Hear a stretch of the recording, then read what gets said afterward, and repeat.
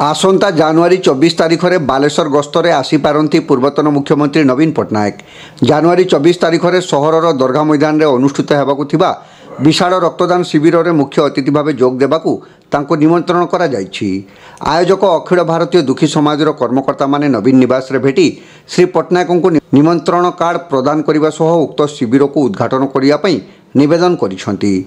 श्री पट्टनायक उक्त शिविर में सामिल होगापी सम्मति प्रकाश करिथिबा कमिटीर सभापति तथा काउंसिलर शेख आयुब प्रकाश करिसेंति। सूचना योग्य जे प्रत्येक वर्ष यह रक्तदान शिविर में 1500 रु ऊर्ध्व यूनिट रक्त संग्रहित होता है। भुवनेश्वर स्थित नवीन निवास रे बालेश्वर पूर्वतन विधायक स्वरूप कुमार दास, लेखाश्री सामंत सिंहार, अखिल भारतीय दुखी समाजर सभापति शेख आयुब, शेख आलम, शाकिर खान, नातिक खान, शेख आंसार, शेख फयाज, शेख कफो, शेख असलाम, शेख फुरकान, शेख पीरू प्रमुख उपस्थित रही।